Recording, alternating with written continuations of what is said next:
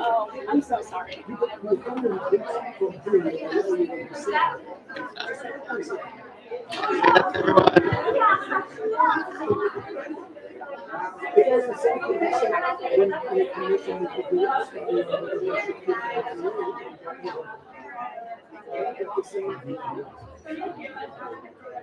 Yes, everyone to please find his or her seat.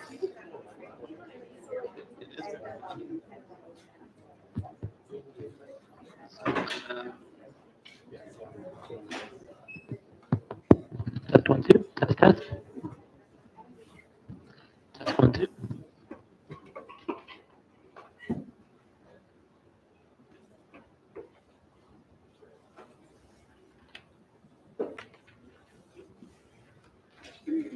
Test 1 2.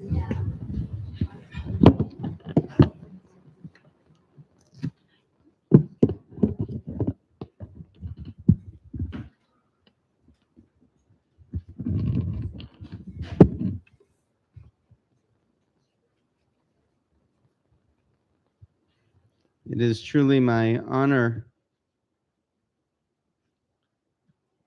to open tonight's Shloshim program, really a continuation of yesterday that we started at Renat, offering words of tribute, Torah, reflections, and memory about our dear beloved Rebbe, Rabbi Moshe Kahn. I will open, and unfortunately we'll have to then leave for the evening, but then we'll continue with the panel discussion of Chaverim, Talmidim, Talmidot, and our manhigim and manhigot of our community. Rabbi Kahn left, as we will speak, a legacy of learning, of teaching, and generations who have been deeply affected by his work and by his love. Yesterday, I spoke about Rabbi Kahn's character, his attention to each of his students, the way he brought people in to the Shekhinah with his characteristic love and care for every single student. I was so affected by hearing and reading from his students about his humility and about his character, which was really all about them. It wasn't about him. It was so selfless that everything that he was doing was to bring them closer to a Torah that was filled with Ava, to give them the tools, not just to be lifelong learners, but teachers. And what I want to briefly talk about tonight is not only his character, but his impact and where we are today because of him. We read at the end of Sefer Dvarim, Ki ha-mitzvah hazot asher anochi mitzavcha hayom lo neflesi memcha v'lo rechokihi. This mitzvah, Moshe Rabbeinu says, which I command you today, is not too distant, it's not too hidden from you, nor is it too far from you. Lo b'shamayim hi leimar, it's not in the heavens that you need to say, Mi ya'aleh lanu hashamayma v'yikachel lanu v'yashmienu oto v'na'asena.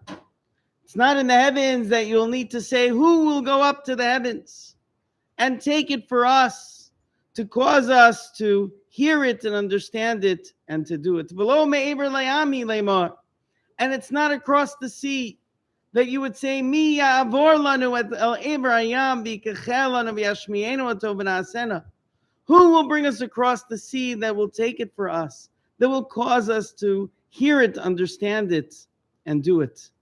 Ki kerov alecha davar ma'od. The matter is very close to you. Beficha ubevavcha la'asoto. It's in your mouth and it's in your heart to do. So this is a very famous psukim, lo b'shamayim. And one of the questions that naturally arises is, why does Moshe choose these metaphors? Meaning, if Moshe is just trying to say, Ki ha-mitzvah hazos, what does mitzvah mean?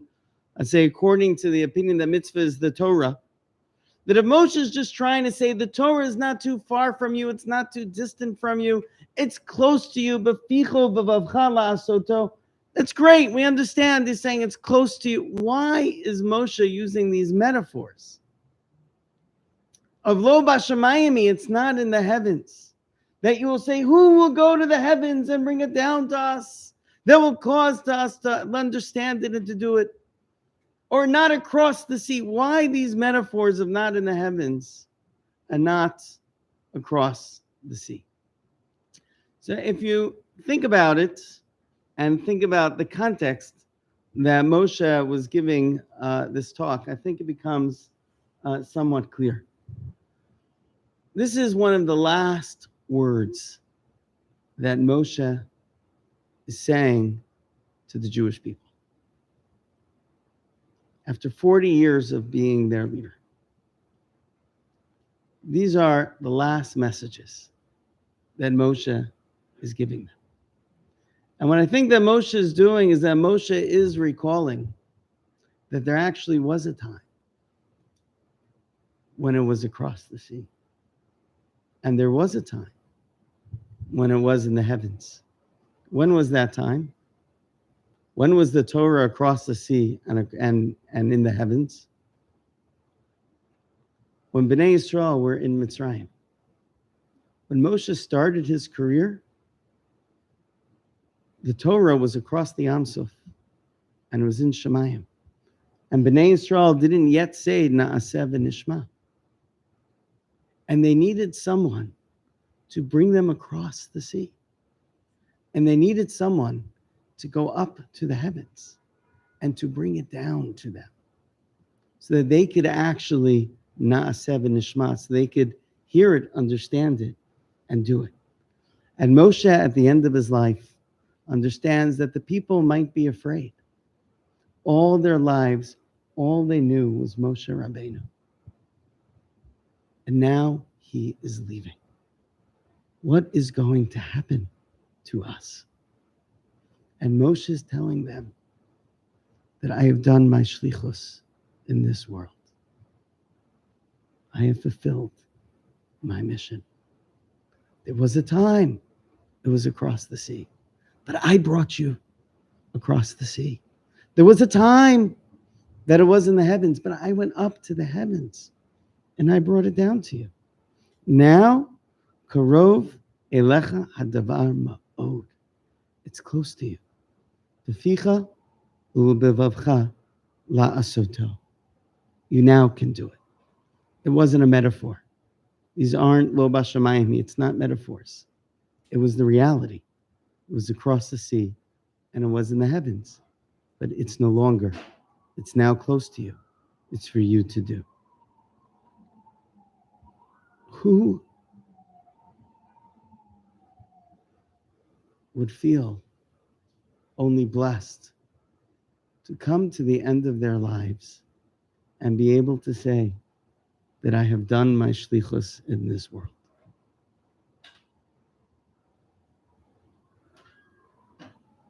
Every single person sitting here, every single person watching, everyone has a shlichut. You all have a mission. You are all born B'Tselem Elokim, in God's divine image, special gifts and skills to develop yourself, to live a life of service and contribution. To be able to come to the end of your life as Moshe Rabbeinu, say, I have done my shlichut in this world. What a gift. Rabbi Kahn fulfilled his unique shlichut in this world. Firstly, and most importantly, to his family. That is the most important shlichut that any of us have. Every single one of you. The most important shlichut that you have is your family. And Rabbi Kahn, his relationship, of course, with Chani, and we acknowledge her presence here tonight. His sister who's here, and brother-in-law, the Einsteinlers, his children, and the extended family. It's not for me to speak. They've already spoken and continue to speak. But that is the greatest bracha, is one's mishpacha. But I am the president of Yeshiva University. So let me tell you what I think as the president of this institution of Rabbi Kahn, fulfilling his unique shlichut in this world. And that is, number one, to our individual talmidot. There is nothing more important than every single talmidah to appreciate, to feel the love and true hakara, recognition of their individuality and uniqueness that Rabbi Kahn gave over to each of his students every single day that he taught at Stern College and at GPATS. And you see it by the outpouring of affection. It was 2 years ago when I was on that Zoom, and Talmidot from all around the world over these past number of years, and of course, these past 30 days, you could feel the individual Talmidot. There is nothing more important to me than to know that each one of our students feels precious and holy and respected and cared for. And that is the bracha that Rabbi Kahn gave to every single student who walked in his classroom. That is number one. Number two is the generations of Talmidot and teachers that emerged from Rabbi Kahn's classroom, from Stern College, and from GPATS. There was a time when the access to the Torah was distant for half of the population. There was that time when it was far. But due to many incredible pioneers, many of them who are sitting in this room tonight, this time is no longer. And Rabbi Kahn devoted his life's effort in his teachings to making sure that his Talmidot understood with rigor, detail, sophistication, and nuance how to understand and study the Talmudic literature, the halachic literature, giving access to texts that we've never seen before in the history of the Jewish people.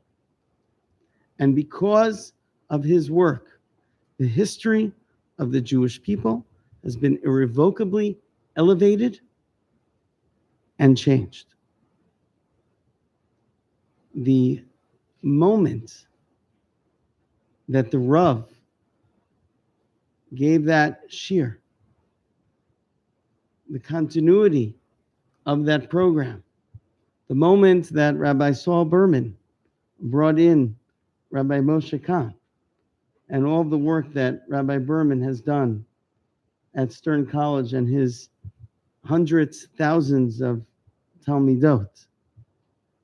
The moment from that point to 40 years later, 40 years later,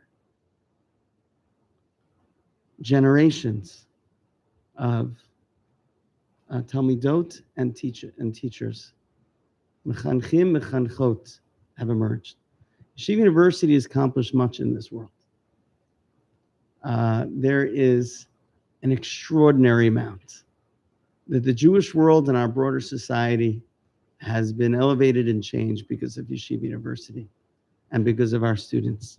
And there is no question that one of the most pronounced accomplishments of this institution is our contribution to advanced Talmud Torah for women. And it's due to Rabbi Kahn and his extraordinary personality and character and love that we are where we are today.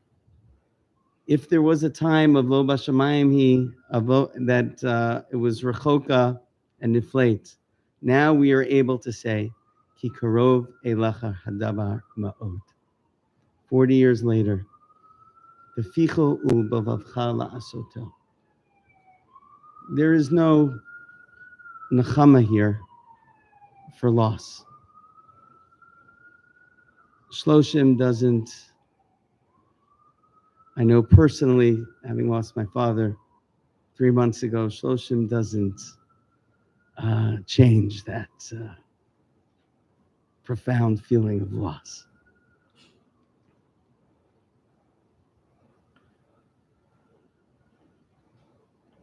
But there's also a recognition of a life well lived, and that we are able to now continue the incredible work and legacy because of what he has done. We stand on his shoulders, and we are taller and able to complete all of our individual, each one of us, our shlichut, because of him. Harav Moshe Yosef ben Chaim Amechla, Tei Nishmato Tzura, B'tzura HaChaim.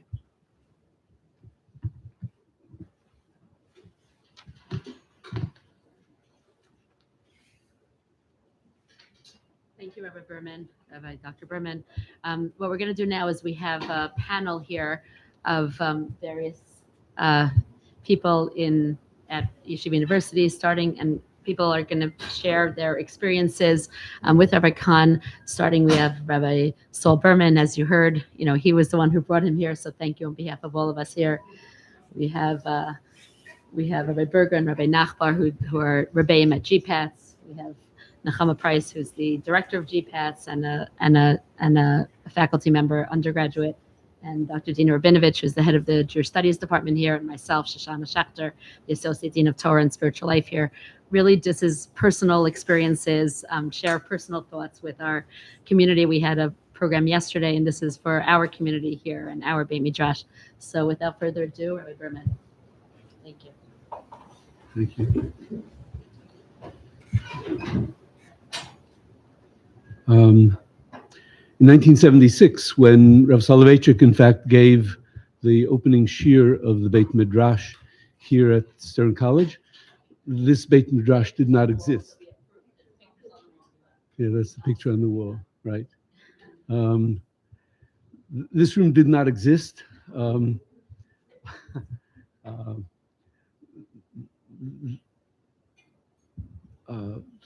Beit Midrash was set up through the good graces of Dean Bacon in what was then the most beautiful room in the building, which is now the research library.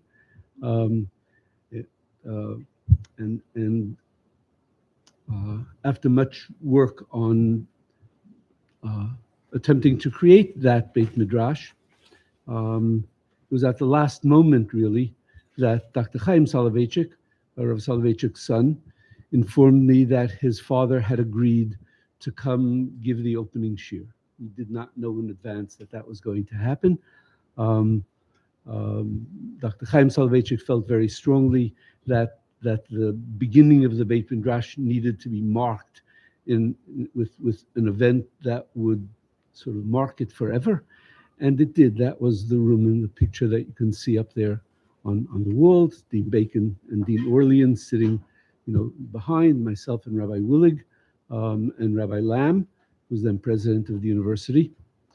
Rav Soloveitchik,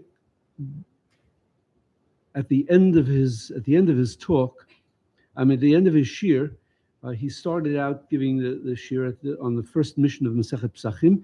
He was one who decided that the students should learn Masechet Psachim that year, but he wanted them to learn, the 10th parak, which is practical, and will introduce them in a way that would appeal to them. He felt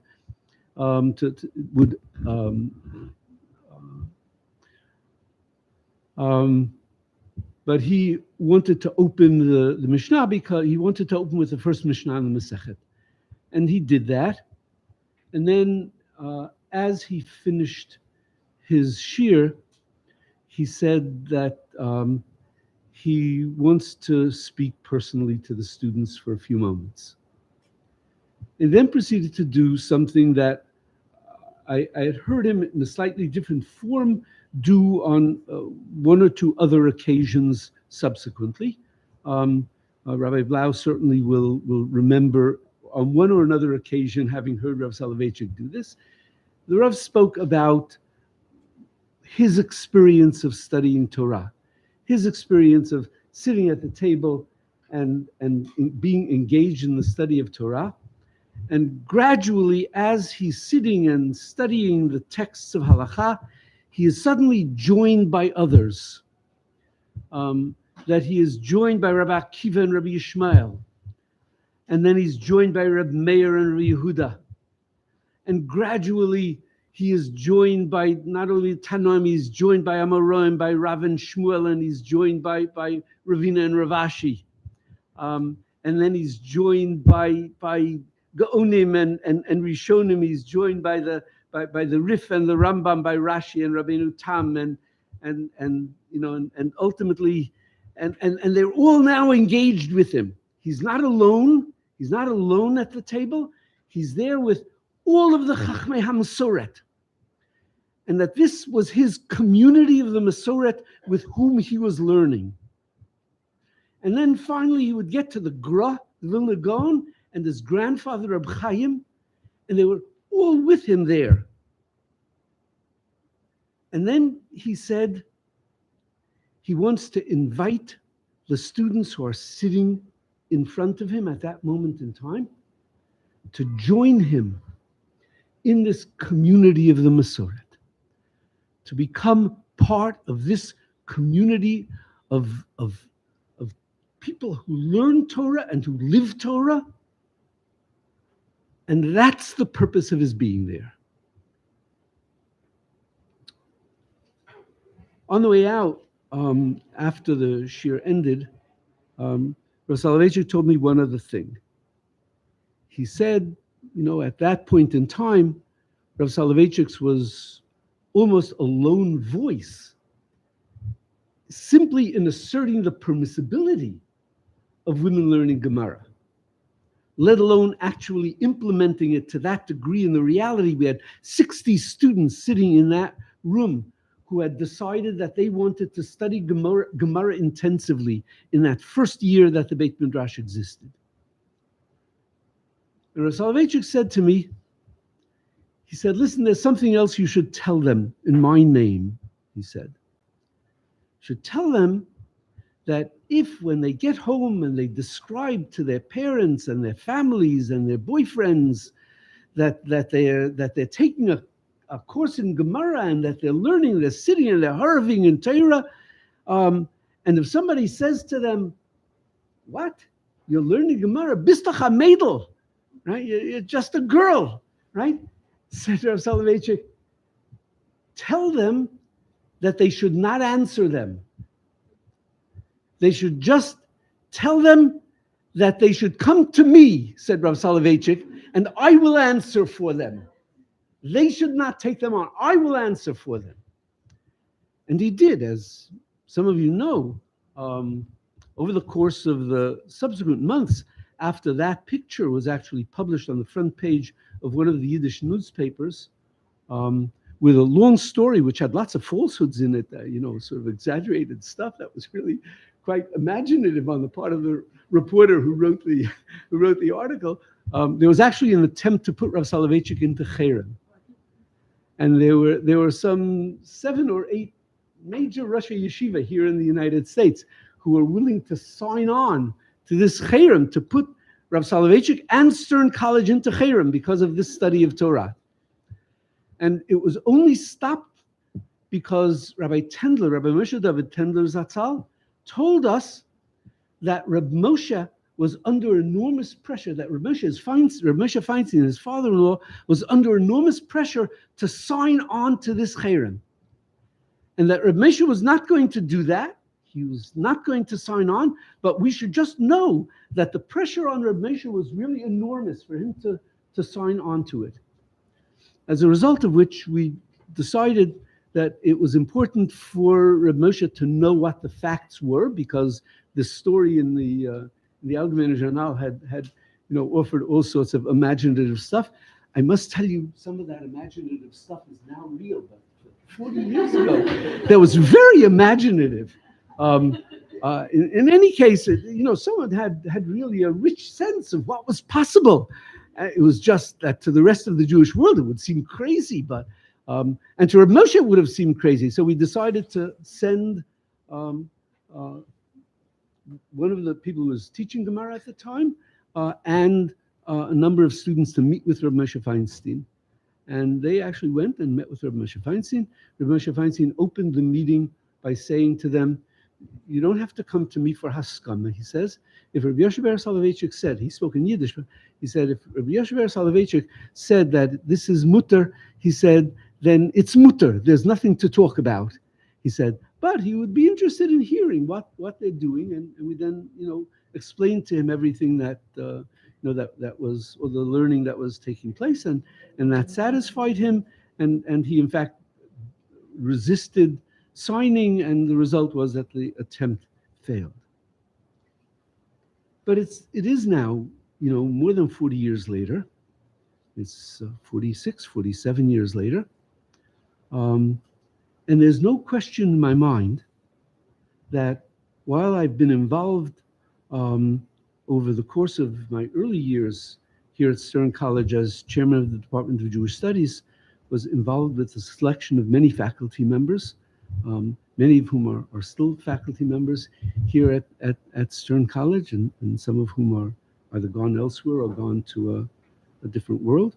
I think in many ways, the singularly most important appointment that I made was the appointment of Rabbi Moshe Kahn to teach Gemara. Why? So Rav Moshe Kahn never told me that he had the kind of mystical experience that Rav Soloveitchik was describing. I mean, had he told me that he had that kind of experience, I would not have questioned him, because he would never have said anything that was not fully and perfectly true, right? But he never told me that. But it's clear to me that he introduced 2 generations of young women to the great figures of halacha.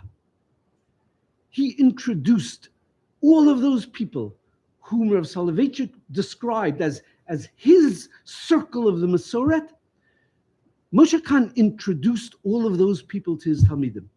I might have added, Rav Yeshuber did not mention Rav Zachariah Halevi, the Baal HaMor, the Ramban, and the Milchamas, but those of you who study with Rav Kahn know that he would definitely introduce, those particular, representatives of the Masoret to you, to his students. But he embodied the capacity to enable students to engage in the search inside the text of being able to elicit the true will of HaKadosh Baruch Hu. Right? That was the mastery that he cultivated. The ability, and that's why the text was so important, because the text is what embodied the will of HaKadosh Baruch Hu. So if you really want to know the will of HaKadosh Baruch Hu, you have to know that text carefully and perfectly and precisely, with precision and care, and with a sense that that text has the capacity to communicate to you the way in which you can link to HaKadosh Baruch Hu for the rest of your life.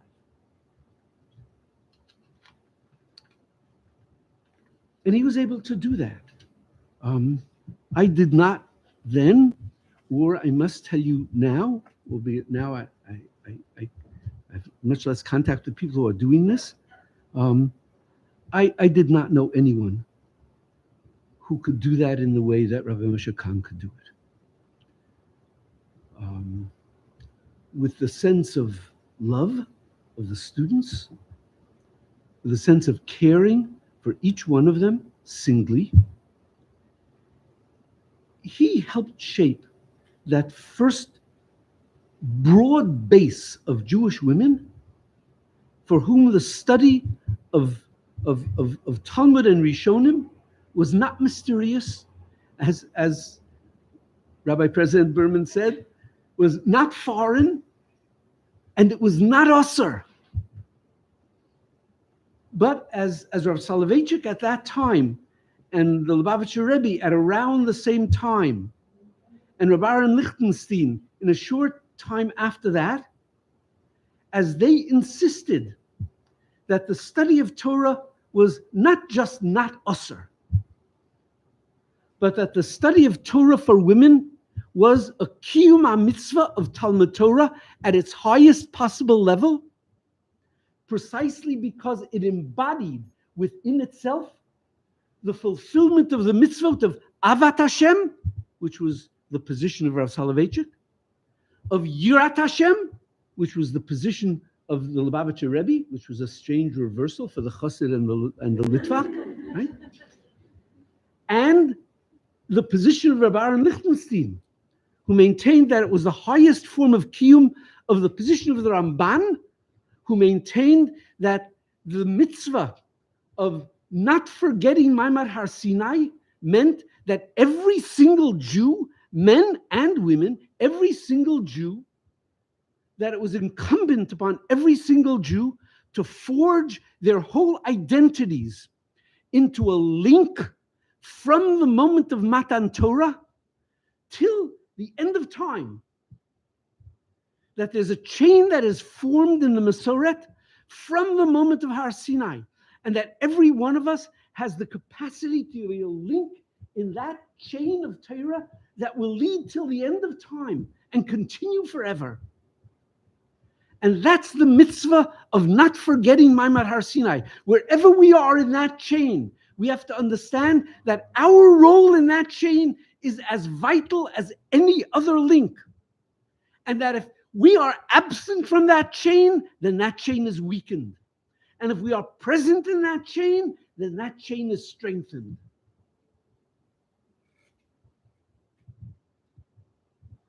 And between Rav Soloveitchik and Lubavitcher Rebbe and Rav Aaron Lichtenstein, there was a different sense of what was possible in the vision of women, of what it means to be learning Talmud and to be learning Torah at the highest possible level. It was a transformative moment precisely because up until then, the fundamental approach of those who supported the teaching of Talmud for women was a concessional approach. It was that Nebachar Achmanas, the Deiras and Gevarin Schwacher. I mean, in ancient time, right, the Chavetz Chaim, the language of the Chavetz Chaim, right, in previous years, it was really possible for women to become, really who they needed to be as Jewish women simply by absorbing the Masoret in their homes, right? But nowadays, said the Chavetz Chaim, Bava Noseinu Arabim, due to our many sins, that's not what the generation is like. This is how he was talking in the late 1800s already, right? That women don't even necessarily live in the same communities as their parents, that they study foreign languages, that they study other subjects, and they, so how can we keep them linked to Yiddishkeit? So we have to teach them some Chumash, and we have to teach them some Musar, and we have to teach them maybe Pirkei Avos, maybe not. It's Mishnah after all, so, but okay, maybe, that's okay. And the approach that Rav Soloveitchik and Lubavitcher Rebbe and Rabbi Aaron Lichtenstein formed had a totally different character to it, because it meant that it was not a concession. It's not just Nebachar Achmanas that you have to study Torah because that's the only way you'll be able to remain frum.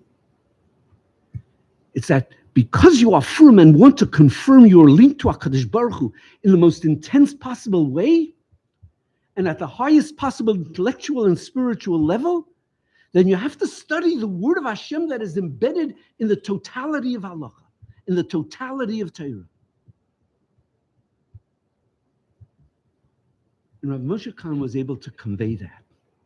He was able to convey it in his own quiet, humble way, systematically, persistently, never giving up on anyone, and always believing that everyone's capacity was greater than what they thought it was.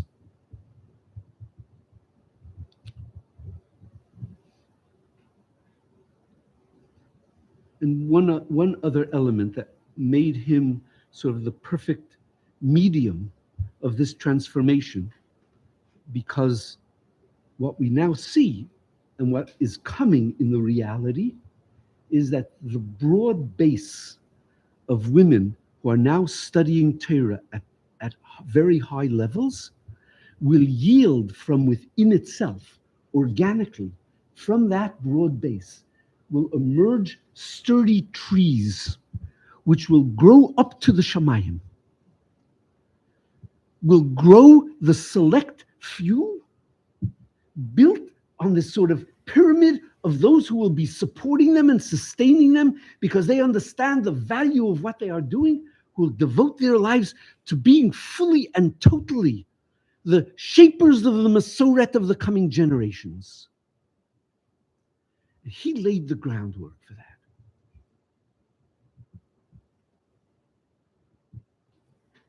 But there was one other piece to this that I think is essential, and with that I'll end.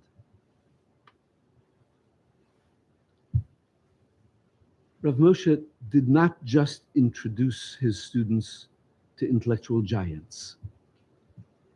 He introduced them to feeling human beings.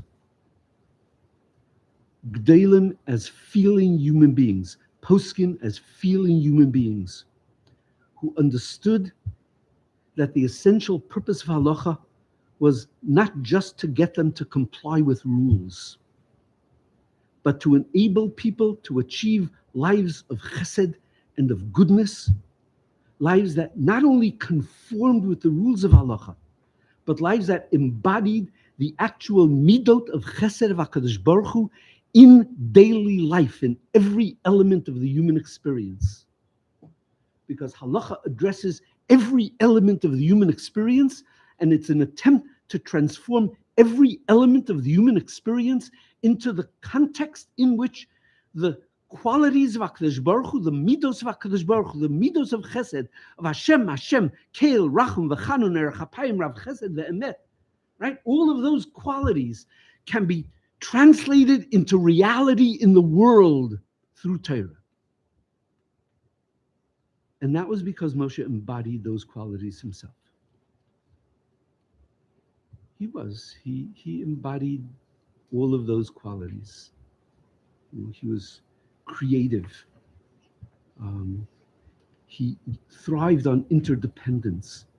He was responsive to other people.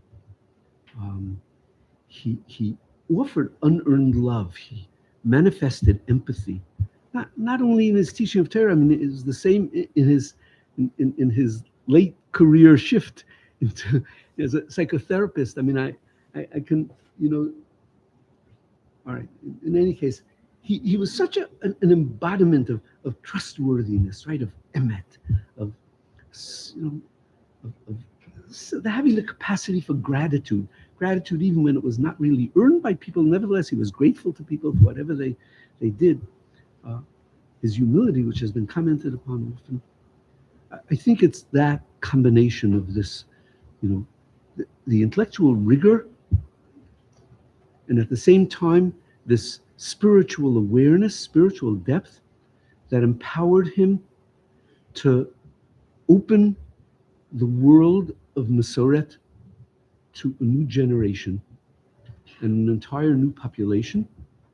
And you, all of you, will be not only the beneficiaries of all of that, all of your lives, but your offspring, Amir Hashem, will also ultimately be the beneficiaries of that extraordinary work that he has done. Yeh Zichro Baruch, and the family should have Nachat.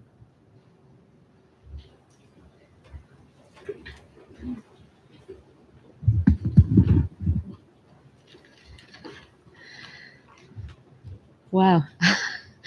I didn't know. Did you know a lot of what Berman just shared? That's incredible. The history. Thanks for giving us the history of Rabbi Kahn coming. I'm certainly, I myself am Shoshana Schechter, the Associate Dean here of Torah and Spiritual Life.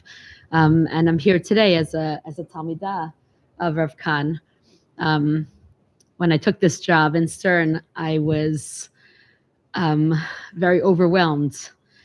I'm sure everybody here has experienced imposter syndrome. Finding myself taking elevators with Rabbi Kahn, I had major imposter syndrome. He's not a colleague of mine. I'm here at Stern, seeing Dr. Schatz here. I had the same feelings about you, by the way.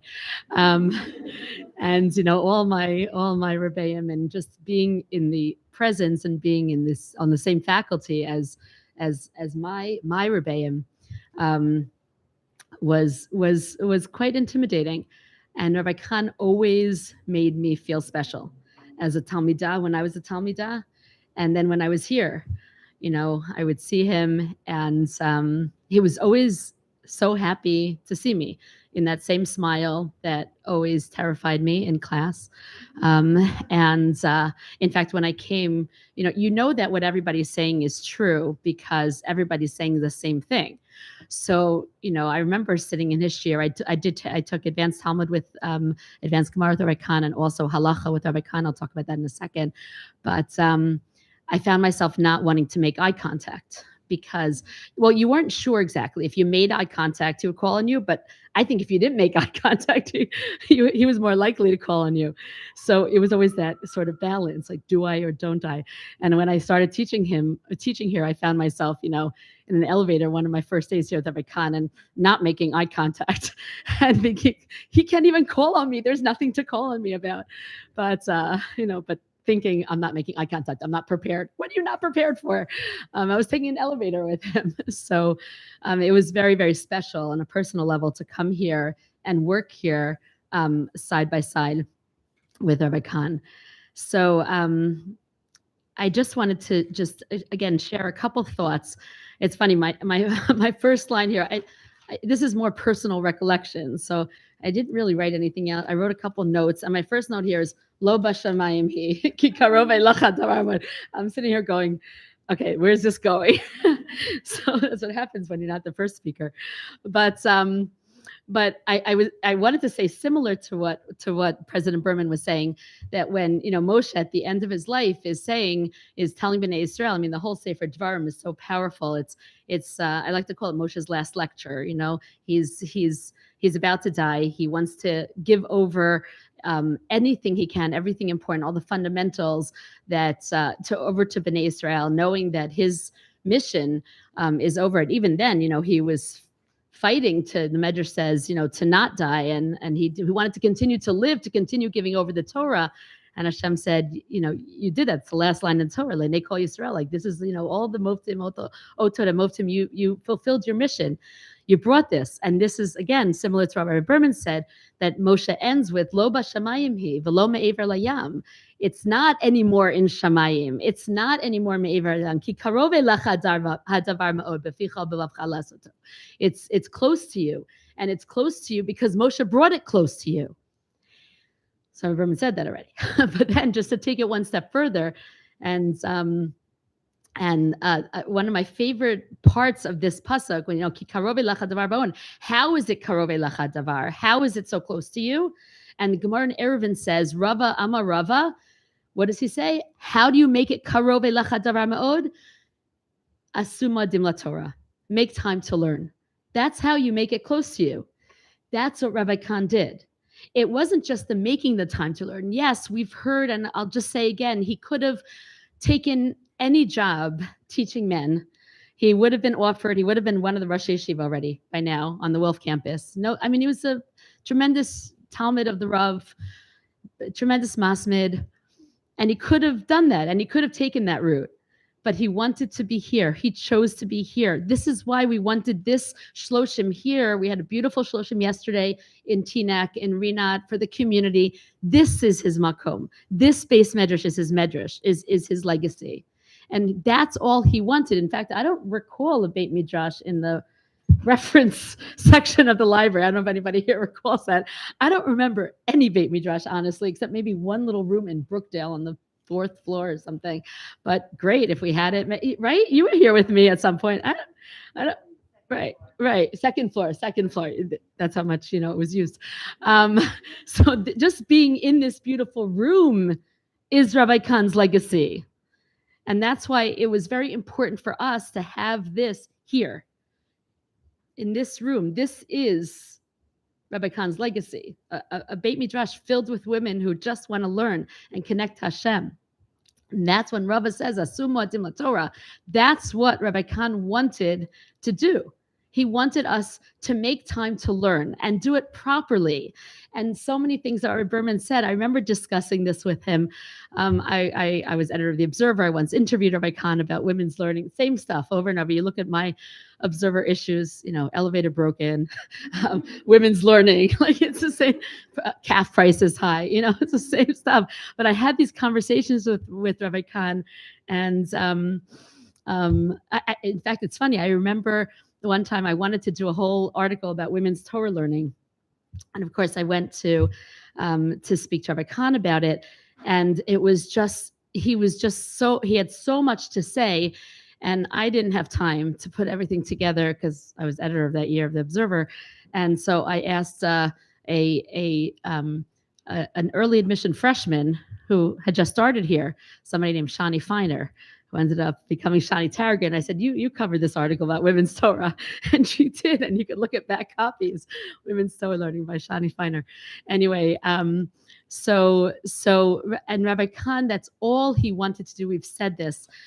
All he wanted to do was bring us closer to Torah on the highest of levels. And I remember him saying, you're learning math and physics and sciences on the highest levels. Of course you need to learn Torah in the highest levels. And I remember talking to him about Yediat Hashem and Ahavat Hashem. He's like, we have an obligation. Are women obligated in Limud Torah? Are women obligated in Yediat Hashem? Well, how else are you getting to this point of knowledge of Hashem, of Yediat Hashem, if you're not doing it if you're not learning Torah and you're learning on the highest of levels?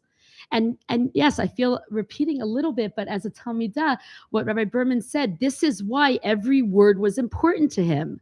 This is why I was terrified in Shir, right? You couldn't fudge your way through Rabbi Kahn's, if you unfortunately made eye contact and got called on, and then you couldn't fudge. If you weren't prepared, you weren't prepared. And of course, he would always say it very nicely.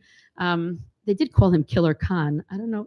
I think somebody mentioned this a little bit. Yes, yeah, yes, they did. He was the nicest, sweetest, most humble Killer Kahn that you'll meet. But he didn't let you get away with anything with the most love. I mean, he had the best combination of ahava and yira. That is the perfect combination in a mechanech. And it's interesting because I had him a long time ago, and it's the same things. Like, I love talking to the GPAT students and the advanced Gemara students because we all had similar experiences. Like, it was the same experiences that we all had, but he did it because he wanted us to connect to Torah. And some of you have heard me give this example, but I thought of this because of Rabbi Kahn. And I apologize for those of you who heard me say this before, but when I have students that ask me, because I bother my students also about words, like, why is this word important? So I like to give the example that if you get a text from somebody, let's say you worked in a summer camp. I've given this example, but I think Rabbi Kahn was the one who made me think of this. You work in a camp, let's say this resonates with young women, and you meet this guy and you're interested. And then he sends you a text after the summer and he says, hey, Miriam, I'd love to hang out with you soon. Smiley face emoji, Josh. Like, what do you do with that text? You show it to your 2,000 closest friends and you're like, what does this mean? Why did he say hey? Why didn't he say dear? Why did he say love and he didn't say like?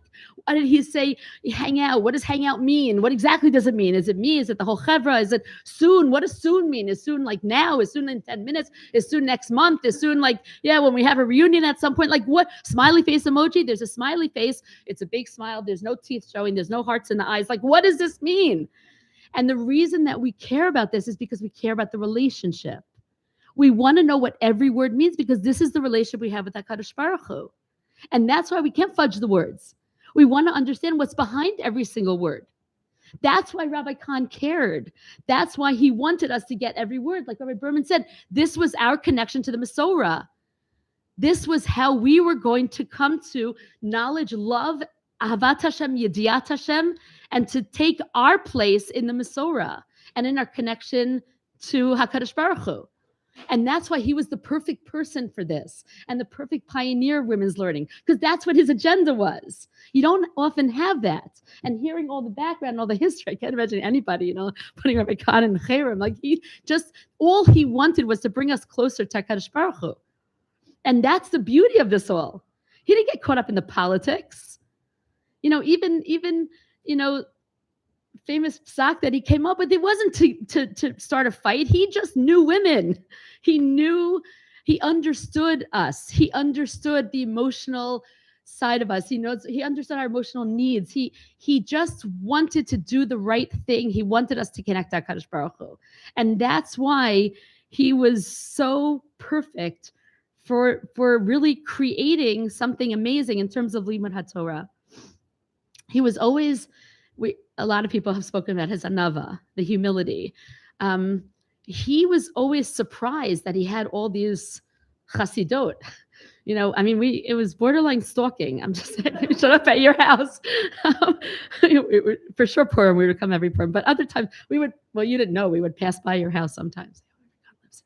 But he was always genuinely surprised, like, oh my, like my Talmud don't want to show up on Purim, and I don't think he realized like how much we, probably the word is idolized, or I wouldn't say obsessed because that's just creepy, but just looked up to him and just wanted to learn from him. And if you did get called on and you were prepared properly and you got every word right, oh my gosh, you were on a high. And he would say you did good, or good. Sometimes it's just good, and you were just flying high for the longest time because you got that, you made him proud. We wanted to make him proud. I had the opportunity of spending time outside of Stern with him, sometimes at the Nefesh conference. There's a conference that Kahn, Rabbi Kahn's wife, was very instrumental in organizing. It's a conference for for mental health professionals. And my husband's a psychologist, and he is a colleague of Kahn. So I would go. I would go in these Nefesh conferences as a tag along because my husband presented and I was a tag along. Well, I was in great company because Rabbi Kahn was also a tag along. And that was, I have to tell you, those Nefesh conferences, I spent a lot of time with him because we were tag alongs. Our spouses were very involved in, lecturing. This was probably while he was getting his degree or even before. Some of it was before. I don't know. He was there for a long time. So right. but very low key. And, there were so many times, I would say to him, and I felt very honored. I got to spend special time with him at these conferences. Our spouses were busy. And, I would say to him, like, people don't even know the godless of who's here with them. Like, people don't know that Rabbi Kahn is like, and I would say to him, people here don't even know who you are and what you do. And he would say to me, it's better that way. It's better that way. And I remember one time, I know you have a recollection of a different story. It might have been the same, but I think it was different. But I actually was privy to this. Some of these stories we shared with Rabbi Kahn. We had such a wonderful visit with Rabbi Kahn a couple months ago. It was very, very special to spend time and share with him some of these thoughts and some of these memories, some of these recollections. And so I remember, and I was there when somebody said to him, I think I started. Maybe I was pushing buttons a little bit, but somebody came over to talk to us. And they said, oh, so what do you do? And I said, I'm a Tanakh teacher. And they said to Rabbi Kahn, what do you do? And he said, I'm also a Torah teacher. And of course I had to say, well, he actually teaches Gemara, on a very high level to women. This is a little more of a yeshivish clientele over here. And I said, actually, he teaches, Gemara on a very high level to women. And this person turned to Rabbi Kahn and said, really? Why?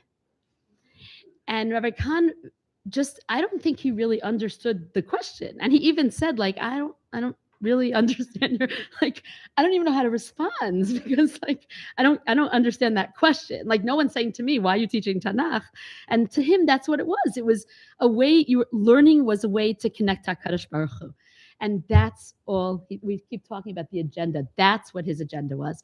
And I just want to end with one thought where, back to Dvarim, because I love Sefer Dvarim. And again, Moshe is about to die, and he's giving over, these last minute messages to Bnei Israel to make, he wanted to ensure that they were going to stay connected to HaKadosh Baruch Hu, to Torah, knowing that he's dying and wanting to make sure of that. So one of my favorite psukim, he says, before Lo Bashamayim, earlier in the Sefer, he says, V'ata Yisrael, and I apologize to those of you who heard me say this also, but this is also very personal in terms of Rabbi Kahn.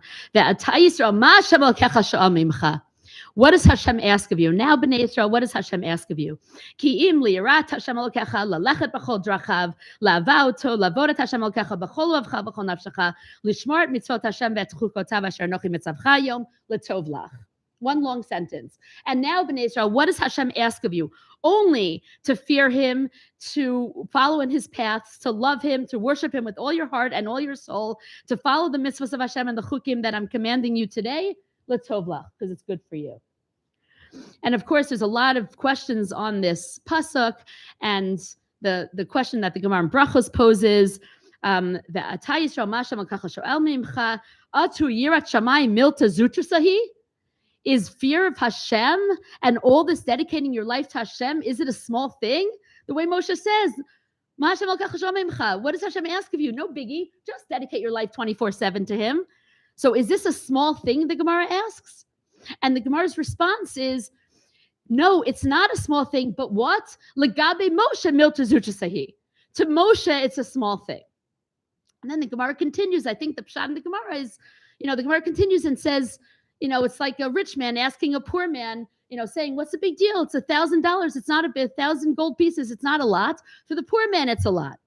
So you look at that answer and you're like, I think that's pshat in the Gemara, but it's a little bit unnerving. What Moshe would say, that it seems like an insensitive thing for a rich man to say to a poor man. And why would Moshe say that to Bnei Israel? Well, so maybe he was such an anav, Moshe, that he really didn't understand that he was so much better than everybody else. And that's why, if I could do it, you could do it. I'm not so much better than you. So maybe that's one way of understanding it. And then other Mefarshim talk about, there's a beautiful, Rav Albo in Sefer Yikarim talks about, the key, and the Ramban talks about before the Sefer Yikarim that the key is latovlach.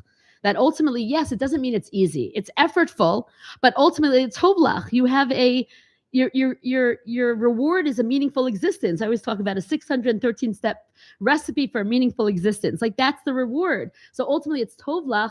It's effortful, it's rigorous, but ultimately there's an amazing reward. You get a connection with the creator of the world.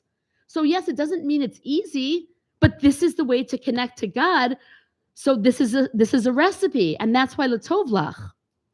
And I was sharing this thought with Rav J.J. Schachter, who spoke beautifully at the Levaya, and he told me there's a whole history also with his family and your family.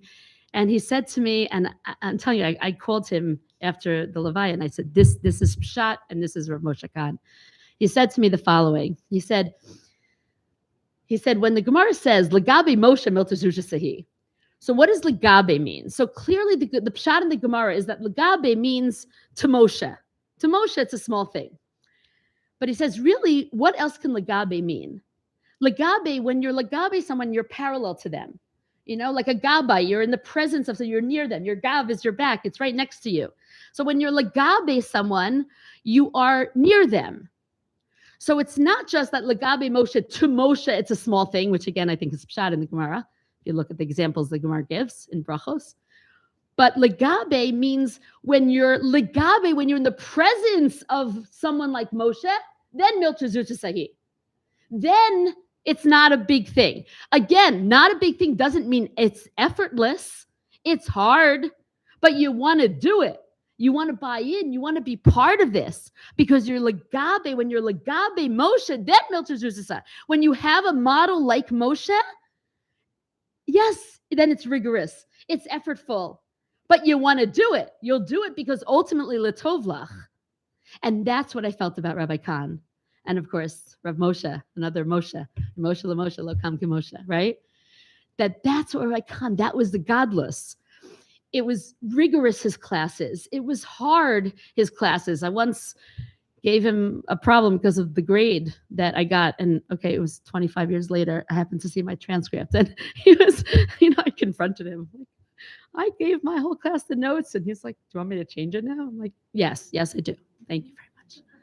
But it was Legabe. You went, you sat in his class, you made sure you were prepared. It was rigorous, it was hard. But when you were Legabe Moshe, when you were in the presence of Rav Kahn, then miltazut sahi. Then you wanted to be part of this. Then there was no question, because ultimately latovlach. Because look at what gains from that experience and from that relationship. And he made it seem he didn't, what you said, he had faith in all of us, every single person, no matter where you came from. He said he had more faith in us than sometimes we had in ourselves. And that's what the godless, Legabe Moshe miltazut sahi. When you're in the presence of a Rebbe like Rabbi Kahn, you wanted to push yourself. You wanted to learn. You didn't mind the rigor. You didn't care that it was called Killer Kahn. You wanted to be in this environment. You wanted to be in his presence because you wanted to connect to Torah and HaKadosh Baruch Hu. And I just hope, again, I didn't, acknowledge Rabbi Kahn's wife, Hannah, and her family, and the Einsteidlers, Rabbi Kahn's sister and her family. I hope that this, all the outpouring and all the love and all the generations, and, we talk about Talmidot and grand Talmidot, and, so much of so many mechanchot out there who were Talmidot of Rabbi Kahn. And I want to add here, not just for Gemara. Yes, he was a pioneer in Gemara, but he was a pioneer in halacha also. Everybody took halacha with Rabbi Kahn. Doesn't matter where you came from. Doesn't matter whether you were into learning Gemara or not into learning Gemara. You still learned halacha. He was a pioneer in halacha. He taught us derech halimud. He didn't just read from the Mishnah Brura. He didn't just tell us dinim. He showed us the halachic process because he wanted us to connect to HaKadosh Baruch Hu. Legabe Moshe Milter Zutra Sahi. And I hope that all of this outpouring, and you see the impact he had on all of us, and me personally, and so many generations of women. You know, if you weren't a student of his, if you weren't zocha to be a student of his, you're a student of a student of his. I guarantee it. And I hope that brings nachama to the family.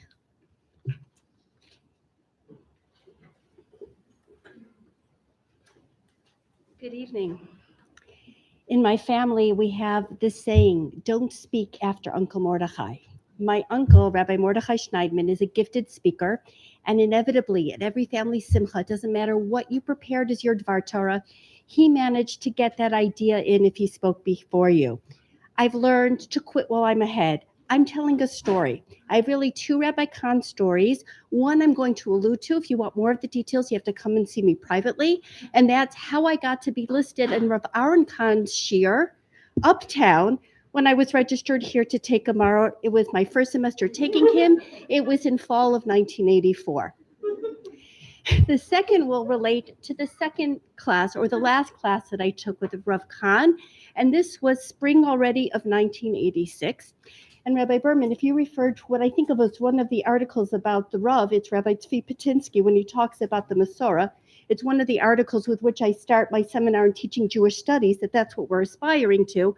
I'm going to refer a little bit to another article that I like to quote of the Rav's, his tribute to the Talmud Rebbe, where he talks about two different types of Masorah that you get. And I want to say, I look around this room and the sense of Masorah and the sense of continuity. I see people who were with me in Stern in the 80s. I see our daughters, and I see people in between. And it's quite a sense of this link, the shalshelet that we've been able to produce. So in his tribute to the Talmud Rebbe, he talks about two different types of Torot that there are, the Torah Avicha and the Torah Imecha. So the Torah Imecha is what you learn at home from your mother. He uses it to describe what we would call in education be effective. I'm going to use it to describe all the times that I spent in the kitchen with my mother learning about kashrus, especially staying up with her the night before Pesach. And what I've hoped I've transmitted to my children as well, though my daughter can say, hey, don't make them stay up that late with me, Erev Pesach. What is the Torah Avicha then? More of the learning of the rationale of the terms. And that I got from Rabbi Kahn in all subjects in Kashrut. The final for this subject was June 2nd, 1986. You might be asking me, how on earth do I remember so specifically when the final was?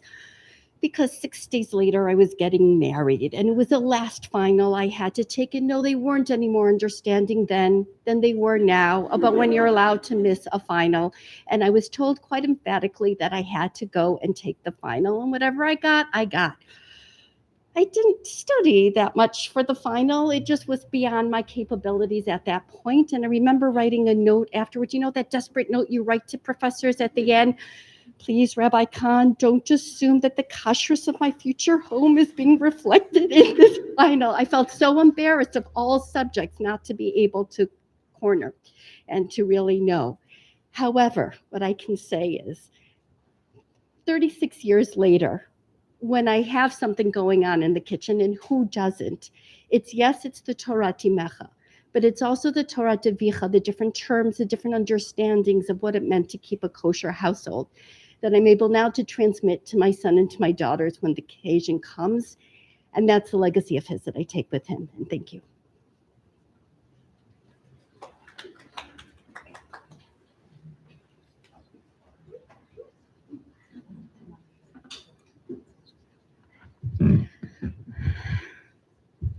Hi, everyone. First, I just want to thank the Kahn family for joining us here today. Over the last number of months, I've truly had the honor and privilege to speak about Rabbi Kahn and reflect about his legacy, including yesterday at the Siyam and the Shloshim event. But as I stand here in the Beit Midrash staring at his picture, it just feels very different. So like a lot of you, I spent a lot of years in the Stern Beit Midrash. And that time it was on the 6th floor. I don't know what the 7th floor, the 2nd floor, but the 6th floor, which is now my office, actually. I sit there permanently now. But I sat there for 5 years, and all those 5 years studying for Rabbi Kahn's Gemara tests and learning for Rabbi Kahn's class.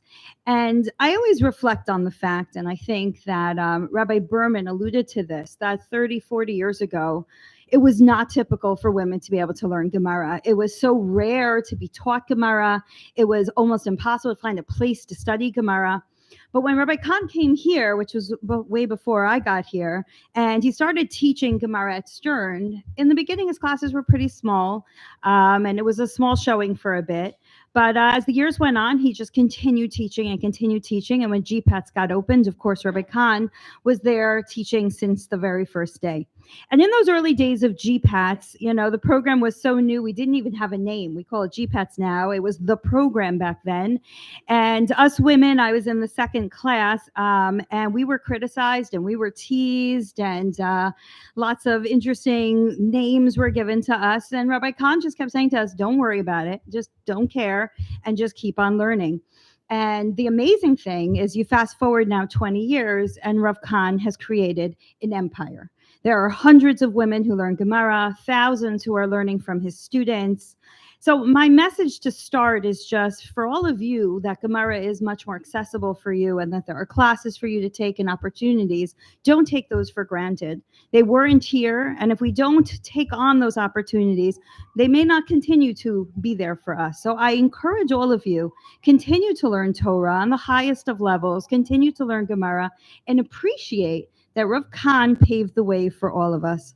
But as I mentioned a second ago, I didn't sit in this room all those years ago because the Beit Midrash was on the 6th floor. So in this room, I feel Rabbi Kahn, but I feel Rabbi Kahn right over there on the table where he used to sit all the time, sitting and learning in his Gemara unless a student or me interrupted him, which I did all the time.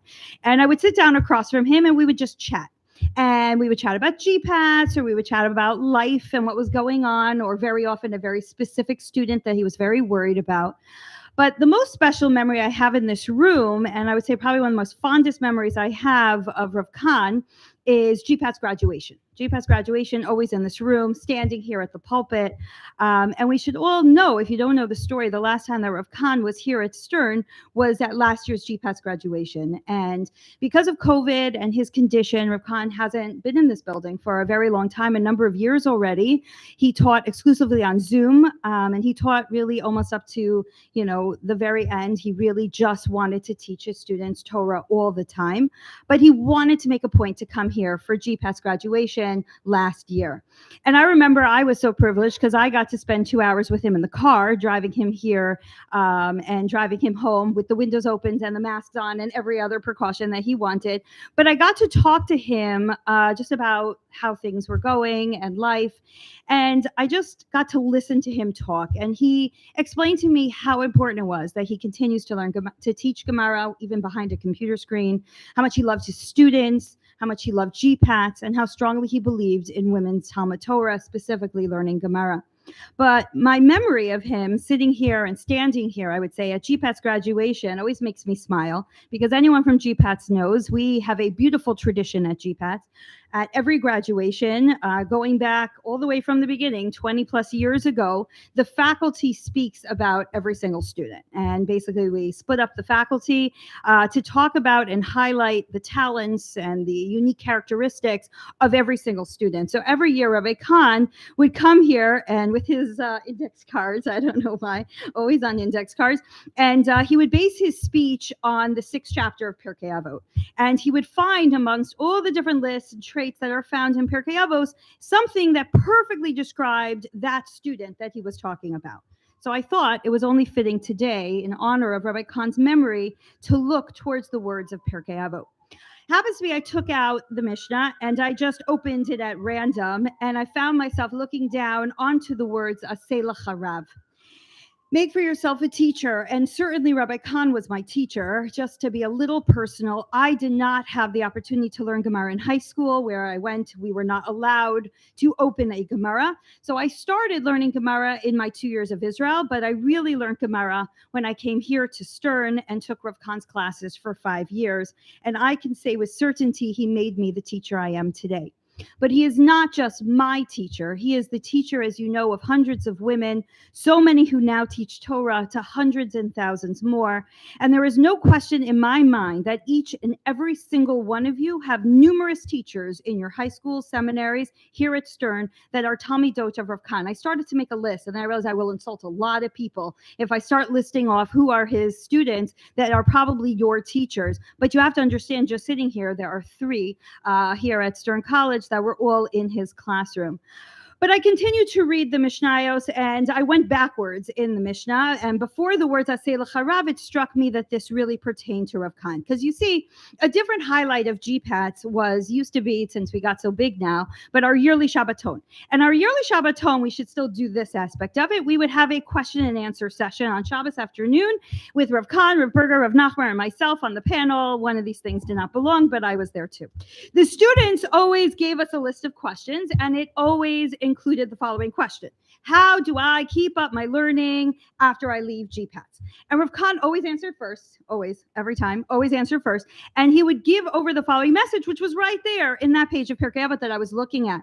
Aseh Toratcha Keva, that's what he would say. Make a set time for learning. He would give a whole speech how you have to set aside time every single day and make sure that you're learning on the highest of levels, like an hour a day, every day, take out your Gemara. And he would just give us this whole speech every single time. But it was so impressive to hear him speak. And then he would talk about his stories of Amelis B'Torah and how many hours he spends learning Torah every single day and what he learned every year of his life. And it was just awe-inspiring. But then I kept reading that Mishnah, and it continued to remind me of Rav Kahn, because the next words were Amor Ma'at V'aseh Harbe. Say a little, but do a lot. And you know what? I think we would all agree, being his students, Rav Kahn didn't preach about what he did. He just did it. He just taught every day in, day out for 40 years or more. He didn't give grand speeches. He didn't tell us why it was important to learn Torah. He didn't critique those who disagreed with him. He just taught by example. And the Mishnah then continues some more. Ve'havei mekabel es kol hadam b'sever panim yafot. Receive all people with a kind face. And that's exactly Rabbi Kahn. There was always a smile. There was a twinkle in his eye, if you could see it, when you were talking to him, or of course, if you got the answer right that he was asking you about in class. But he always quoted from the 6th parak of Avot, so I had to go there. So I picked a few to apply to Rav Kahn. There were so many, it was hard. First, to describe, I would say, his biggest accomplishment, halomed al menat lalamed. To learn in order to teach. Rav Kahn spent his entire adult life teaching Torah. That's all he wanted to do. That's what he did every single day. As we heard, didn't care about the politics. He didn't care if people agreed with him, disagreed with him. He ignored, as he told me, I ignore the noise. That was his words. I ignore the noise, and I will just keep teaching Torah. And this is something that on that day that the three of us went to his home a few weeks before he passed us, what he said to us again: just keep learning and teaching Torah. Keep your head down and just keep teaching. And that's exactly what he did. But that leads me to the next line that I want to quote from the Mishnah to describe him, which was mitrachek min hakavod. He didn't run after honor. He didn't want rewards. He didn't want recognition. He just wanted a place to teach Torah, and he wanted students who wanted to learn Torah. But one of the things that I think he didn't realize, and we wanted to make sure he understood before he passed away, is the final word that I want to quote from that Mishnah, which is ahuv, loved. He didn't know how much he was loved by his students. I think his family didn't realize how much he was treasured by all of the women that he taught. But the overwhelming response to his passing is a tribute, I believe, to how much he was loved. So many letters, as you know, and articles have been written about him, the shiurim and the drashot that have been dedicated in his memory, the amazing amount of shloshim events that have been in his honor all around the world, the siyum of Shas that we did yesterday, which we have to stop for a minute to realize the entire Shas was learned in less than 30 days. It's actually incredible, only in his honor. And I think the part that would make him the most proud is that the siyum was made mostly by women that were his students and his grand students. And I think Rabbi Berger pointed this out, more than 450 people learned in his honor. So you may wonder, what should we learn from Rabbi Kahn? How should we continue in his legacy? So I'll tell you the story that I already told a group of Rabbi Kahn's students when we found out that he wasn't returning into the school building, which I think would be the message Rabbi Kahn would want me to give you today. I remember I was in GPATS on 9/11, 2001. sitting in the Stern Beit Midrash, and this had a very profound effect on me. We all found out the news. We were sitting there. We were in a shock that a plane hit the Twin Towers, and we were panicking. The subways were shut down. The buses were shut down. We didn't know what to do. We were just sitting there. What do we do? And Rav Kahn came into the Beit Midrash. He's like, I don't understand. Why are you confused? Of course you know what to do. He's like, keep learning. What else are you going to do? And we spent the entire day, because the subways didn't start running until much later that evening. We spent the entire day just learning Torah together. So I think that is the message, and that is the legacy of Rav Kahn. Keep learning, keep growing, and through our learning, we will all keep Rav Kahn's legacy alive. Yehi Zechor Baruch. Thank you.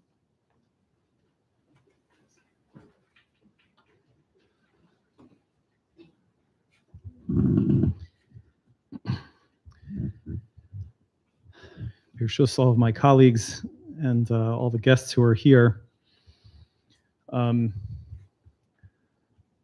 really rather overwhelming to be standing here. I didn't realize how overwhelming it would be until I got up just now. And that photo right above where Rav Kahn used to sit exactly like that at that table in this room every day. A lot has been said about how the base medrash that we have is basically here because of Rabbi Kahn. And as so many of us have been saying that, I was looking around the room and I realized that the real tribute to Rabbi Kahn, the real indication of what he has meant and will continue to mean, is not the room, 6th floor, 7th floor, little leaves embedded in the wall or not, but the wall of Sfarim over there. You might notice that the Chidushei HaRamban and the Chidushei HaRashba and the Chidushei HaRitva and the Rambams and all the other Sfarim here in this section of the Beis Medrash do not look brand new. They're used, their spines are torn, some of them are tattered. Those Sfarim that will continue to be on those shelves in the years to come and will continue to be opened and continue to be studied and continue to be learned. That is really what is in this room that reflects the legacy of Rav Kahn. When we, the GPATS faculty, sat down with our students on the first day of the semester, Rav Kahn, of course, passed away during intercession. So there was one thing that I emphasized that Mrs. Price kind of asked me to make a point of if I speak again, so I'm gonna say it again, which is that as much as Rav Kahn did for women's Torah learning, which he basically built with the inspiration of Soloveitchik, as Rabbi Berman talked about before, there could have been a world of women's learning today, 40 years later, that was very different from the world of women's learning that we actually have. Rav Soloveitchik gave the first shiur and inspired Rav Kahn to continue to teach women and to teach Gemara. But how was he going to do it? What was the curriculum going to be? What was the nature of the shiur going to be? It's interesting that Rabbi Berman mentioned that the Rav decided that the right thing to learn in that first semester was Arvei Psachim. Well, if somebody tried to get Rav Kahn to learn Arvei Psachim in GPATS, he would not have allowed that at all. Nashim and Nezikin, Bava Kama, Bava Matzia, Shavuos, Gittin, Kiddushin. He insisted that the Talmud Torah that was going to be opened up to the world of Jewish women and made available to Jewish women was going to be the same Torah that he had learned, the same Torah that he had been taught, the same Torah that had been handed to him. And it's very tempting when pioneering something new to try to leapfrog the hard stuff and to try to we need to show success in the first 6 months, and we need to graduate people who can say they did X, Y, or Z in the next 2 years. It's so easy to feel the need to be able to show that we accomplished something, and as a result, to stay away from the hard stuff. And if that had been the ground level of women's Torah learning, which it easily could have been 40 years ago, we never would be where we are today. I would not have the career that I have. I would not have the students that I have. I would not have students who would be able to learn in the shiur that I now give. It's all because Rabbi Kahn insisted on everyone who was in his shiur learning, spending the time, putting it in the effort, doing the hard stuff, learning the difficult material, and learning everything about the difficult material. And it is that learning that tattered the Sfarim that are on the shelves here today. I have a little bit more to say, although as President Berman stole Mrs. Schechter's thunder, Mrs. Price stole mine a little bit. No, not the actual substance, but the frame and the form, which is that I also thought very much about the GPAT's graduation, standing in this very spot. And so I'm going to cut it short a little bit since we're running late. Let me just finish with a quick thought. I mentioned this to the students also a few weeks ago. Whenever Rav Kahn got up at graduation to speak, sometimes he spoke about the students. There were years when he gave more of a regular address and didn't speak about the individual students. But in either case, I always got the sense that he was a little bit uncomfortable. Rav Kahn was a Rebbe. As far as I know, he was never a community rabbi. He gave great and deep and sophisticated shiurim. I got the impression that when he got up to give more of a drasha, that was something that he had to put a lot more work into than it wasn't, so to speak, what he was used to doing. And the degree of thoughtfulness and effort that was so clear he had put into preparing every one of those addresses, as Mrs. Price mentioned, with the note cards and everything. So, and that itself demonstrated, you could sort of exuding from him both the love and the care and the respect that he had for his students, that he wanted to do that for them. Let me just mention, without all of the introduction, since it's already been provided, one line from Perek Kinyan Torah, the 6th Perek of Pirkei Avos, to say one more word about Rabbi Kahn, which is that one of the descriptions of the person who is Konet Torah is velo magis libo betalmudo, which is even a little bit difficult to translate. Magis, from the word like arrogance, does not megis his heart in his learning. And a lot of the Mefarshim, the simple explanation, of course, means that someone, in order to acquire Torah, has to be humble, can't think of him or herself as better than or higher than the people with whom he or she is learning. The problem is that anava, humility, was already mentioned earlier in the list, in this Mishnah in Pirkei Avos. So what's being added by lo megis libo betalmudo? So I'm going to skip some of what I was going to say and just mention one rather startling interpretation of the Tiferes Yisrael. He says that the word megis here does not come from the notion of gasos ruach, of arrogance, but rather is connected with the phrase we have elsewhere in the Gemara, libo gasba, which refers to a relationship between two people in which the two people are particularly familiar with each other, very close, know each other very well. It comes up in a couple of different areas of halacha. And what does that have to do with Kinyan Torah? So the Tiferes Yisrael says that when a person is learning Torah, the person shouldn't put themselves in a position of chosheves atzmo kiragil ima. A person's relationship with the Torah shouldn't be one that's so overly familiar, like your best friends. He compares, and we're not going to read anymore in the interest of time, but he compares the relationship a person should have with the Torah that he or she is learning as the relationship of someone to a person with whom he is engaged rather than married. A relationship in which there is a familiarity, but still a kind of distance and almost a kind of withdrawal. And that if a person becomes overly familiar with the Torah, like you sit down to open a Gemara and the Gemara is your best friend, right?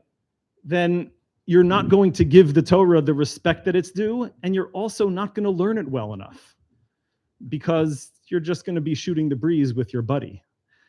Rather, you need to open up, every time you open up a Gemara, there should be a sense of reverence, a sense of distance.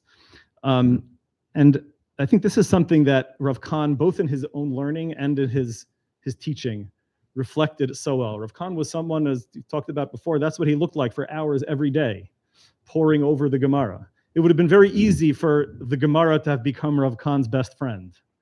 But every single time Rav Kahn opened up a Gemara, he was not in the presence of his friend, he was in the presence of his teachers. He was in the presence of something that was awe-inspiring to him, something that he felt a responsibility to respect enough to get it right. And that is what he did in his own learning. And that is also, as we've heard so often in these last few weeks, a message that he has imparted over so many years to so many students, a message that has carried them so well for generations now. And as I conclude as I began, and how it is reflected in the Sfarim that line the walls on this base medrash, and we can have a Chatzi Nechama that in the decades to come, people will continue to learn in this base medrash without the benefit of Rav Kahn's shir, but will continue to learn from those very same Sfarim and imbibe the very same messages. Thank you.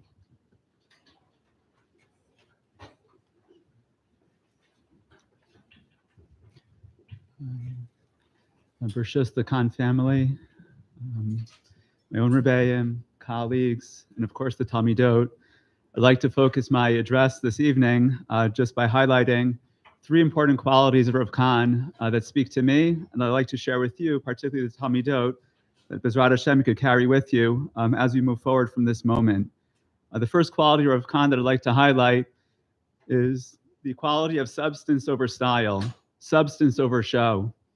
I think this reflected itself both in his learning and also in his personal character. In terms of his learning, we say in the Berachos Kriyat Shema every single morning after we recite Kriyat Shema, Emes v'yatziv v'nachon v'kayam v'yashar v'ne'eman v'ahuv v'chadiv v'nechmad v'na'im v'nora v'adir mitukan u'mekubal v'tov v'yafeh. And there's a great distance in that lineup between the opening word Emes and the final word Yafeh. And oftentimes there could be a great distance between the two. And I don't believe that Rav Kahn was against elegance and elegance in learning, but it always had to be measured against the barometer, against the measuring stick of MS, of what was truthful. And I think this informs both the rigor of his learning, the precision of his learning, the truthfulness of his learning, the Na'im, the Nechmad, the Yafeh. It always had to be measured and seen through the prism of MS, of what was truth and his attention to the truth of Torah in everything that he did. But this quality of substance over style, substance over show, also reflected itself in his personal character. And one of my favorite Gemarot, Gemara in Masechet Sanhedrin and Daf Pei Chad Amud Bet, the Gemara there tells us that they sent a message from Eretz Yisrael, and they wondered, Ezehu ben Olam Haba, who is going to be worthy, deserving of a chelek in Olam Haba? And the answer that was given to that question, Ezu ben Olam Haba, was Anvasan, Ushval Berech, Shayif Ayel, Shayif Inafich, V'garis Boraisa Tedira, V'lamachzik Tivus V'nafshe. The answer to that question was someone who's exceedingly, exceedingly humble, does not have an arrogant bone in his body. He enters quietly and he leaves quietly, but all the while he's engaged assiduously in the study of Torah. and never once is machzik tova liatzmo, never once is looking for awards, for accolades, for honors, to machzik tova to himself, just goes about his business, knows the mission at hand, and that's enough to call his attention, that's enough to invest himself fully in the task at hand. And when that message was issued, without any fanfare, without any calling attention to oneself, the entire Beis Medrash turned and looked at Ula bar Abba. Because apparently, even though he fit that description, everyone who knew him knew that was a perfectly fitting description of who he was, what his essence was. And when I think about this Gemara, and I look at that picture, and I recall many memories of time, hours shared in this space, I couldn't imagine a better description of what Rav Kahn was all about. Anvasan u'shval berach, someone who's exceedingly humble, not a single arrogant bone in his body, shayif ayel v'shayif nafik, never calling too much attention to himself, never the fanfare, quietly entered, quietly left. The only thing I would add to the Gemara's description, with his coffee mug in hand that had been put down on the table, but entered quietly, left quietly, and Kol Zman that he was here, garis bo'raisa tedira, focused on the task at hand in the important work of studying Kadosh Baruch Hu's Torah, disseminating that and sharing that with all the Talmidot that learned together with him. And never once machzik tova liatzmo. If I would apply to this situation, I would say, could all turn and say, and look at Rav Moshe Rav Moshe Yosef ben Chaim Umechla, Rav Moshe Kahn. We know with that description, who that description is describing. Rav Kahn worked hard. He was always humble. He was engaged in the Melechas HaKodesh, and nothing needed to animate him more than the importance of the work that he did. And if there's one message that I could leave with all the Talmidot here to take with them, is to work hard, to be humble, to accomplish great things, and then remain humble afterward. And you know where you get that from in looking at Rav Kahn. The second quality that I wanted to highlight is principle over perception. Rav Kahn was one of the most principled people that I knew. Everything that guided his decisions, his actions, was the principles that he held dear to himself. What is considered to be Tov Yashar B'nei Hashem, and what is Tov Yashar, in my understanding, as to what HaKadosh Baruch Hu wants from me here in this world. He didn't care about, let alone cower to the perceptions of others. He thought about what is Tov Yashar, and that's what guided his decisions. That's what led him to how he should conduct himself, how he should proceed, the decisions that he made. As Mrs. Price mentioned before, and if I could just add a certain twist to it, there's no shortage of noise out there. And if there's one message that I can deliver to the students this evening, is that your time and energy is too precious to waste on noise. Focus on the things that are important in life. Focus your attention, focus your energies on substance, on meaning, in productive engagement, on things that are lasting and enduring in this world. And you could change the world just like Rav Kahn changed the world.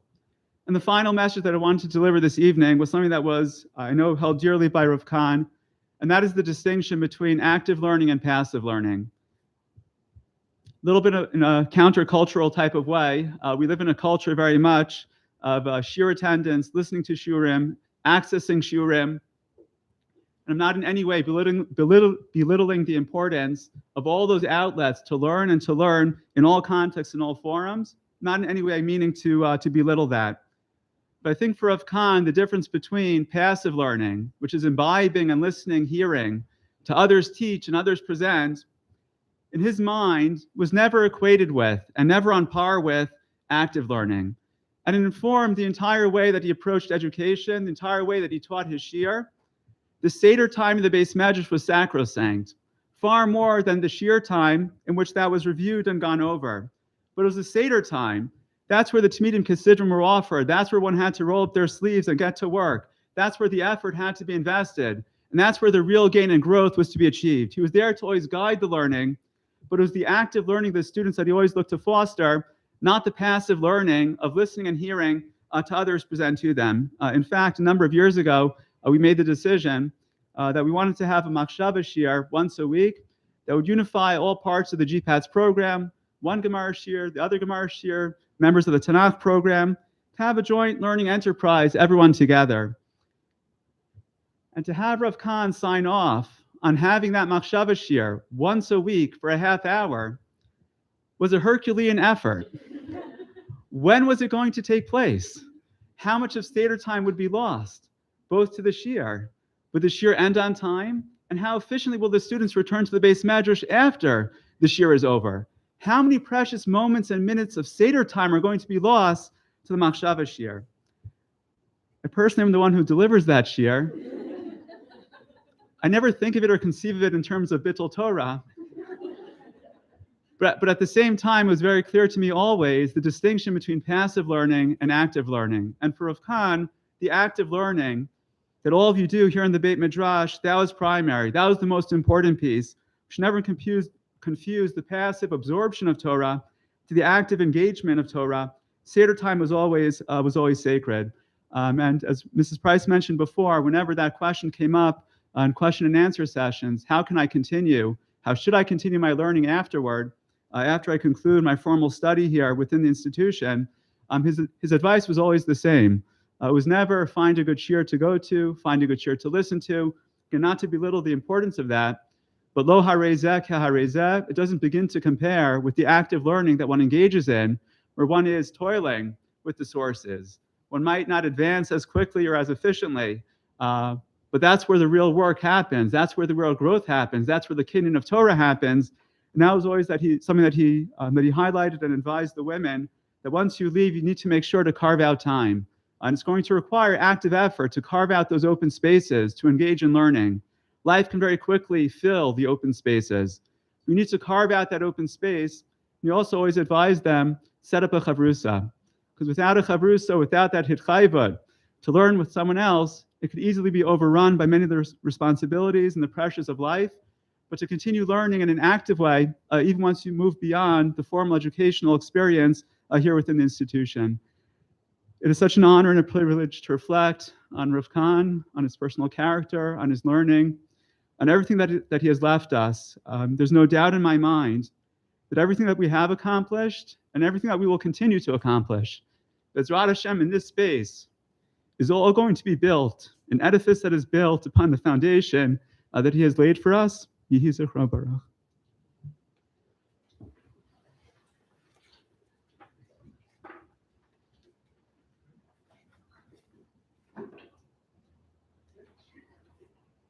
Hi, everyone. Thank you for coming. The program has concluded. Sorry we went a little bit long. We really appreciate you all coming out and hearing our memories about Rabbi Kahn, and all of us should just continue in his legacy and just keep on learning Torah. And thank you for coming.